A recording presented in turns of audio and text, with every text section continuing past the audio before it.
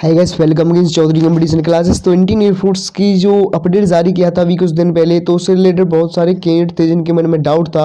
तो इससे रिलेटेड मैंने आपके लिए एक वीडियो भी बनाई थी, लेकिन बहुत सारे कैंडिडेट बोल रहे थे कि PSL कब आएगी।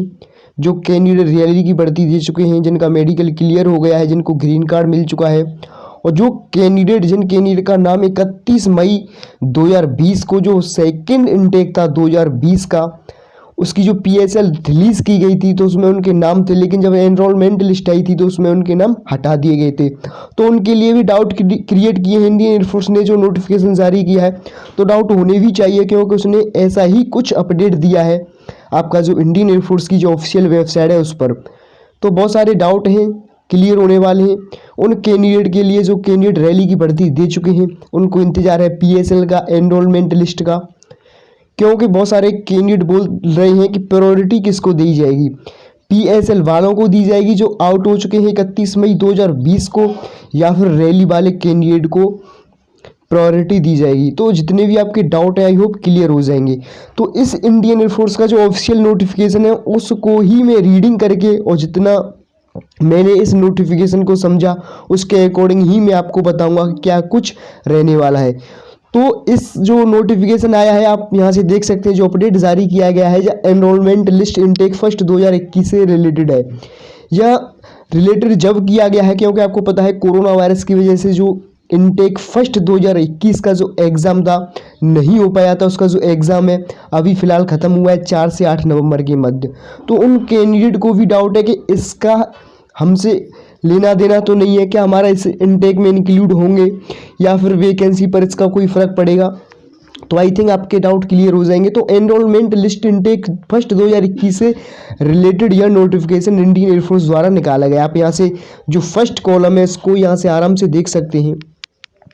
तो इसमें इंग्लिश में आप यहाँ से देखेंगे कि आपकी जो PSL रिलीज़ की गई थी 31 मई 2020 को। वैसे PSL रिलीज़ तो 30 अप्रैल 2020 को पब्लिश होनी थी, लेकिन कोरोना वायरस की वजह से आपका जो PSL था 1 महीने लेट आया था।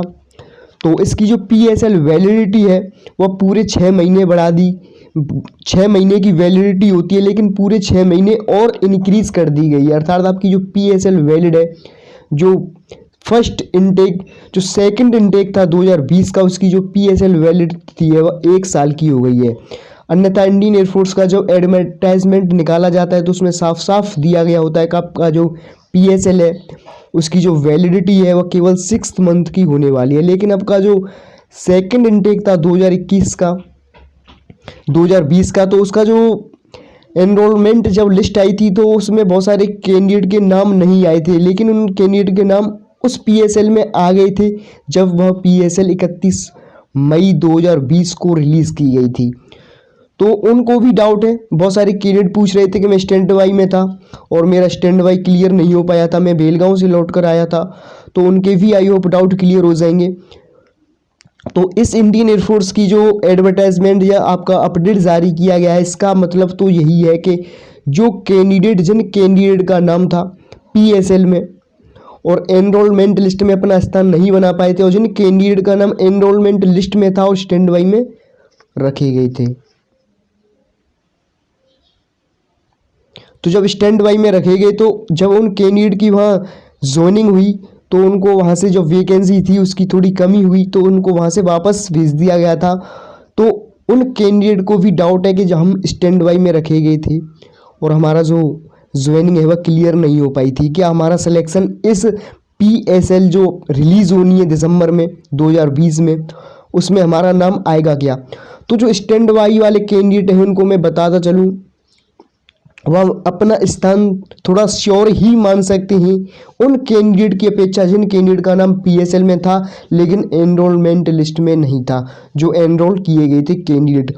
और मेरा मतलब PSL वाले कैंडिडेट को डिमोटिव नहीं करना है, लेकिन आपका वैकेंसी पर डिपेंड करेगा। जितनी आपकी वैकेंसी कम पड़ेंगी और उतने ही कैंडिडेट उस PSL से उठा लेंगे जितने कैंडिडेट एनरोलमेंट लिस्ट से बाहर किए गए थे जब आपकी एनरोलमेंट लिस्ट जारी की गई थी।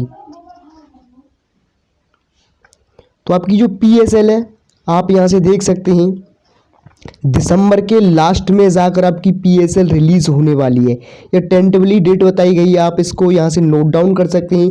चाहे रैली वाले कैंडिडेट हों, चाहे वह कैंडिडेट जिन कैंडिडेट का नाम पीएसएल में था लेकिन एनरोलमेंट लिस्ट में नहीं था, या फिर एनरोलमेंट जब लिस्ट आपकी आई थी तो स्टैंड बाई में रखे गए थे और स्टैंड बाई उनका क्लियर नहीं हो पाया था, तो उनकी जो एनरोलमेंट लिस्ट है, उनकी जो पीएसएल है, दिसंबर के लास्ट में आने वाली, आप यहाँ से देख सकते हैं। और जो कैंडिडेट जिन कैंडिडेट का मेडिकल क्लियर हो गया है, इनको ग्रीन कार्ड मिल चुका है, उनके बहुत सारे डाउट हैं, पूछ भी रहे हैं कि पीएसएल कब रिलीज़ होगी। तो आपकी जो पीएसएल है दिसंबर के लास्ट में जाकर पब्लिश होने वाली। आप यहाँ से लास्ट जब पॉइंट को पढ़ेंगे तो यहाँ पर साफ साफ लिख रखा है कि आपकी जो पीएसएल पब्लिश होनी है दिसंबर के लास्ट में जाकर पब्लिश होनी है।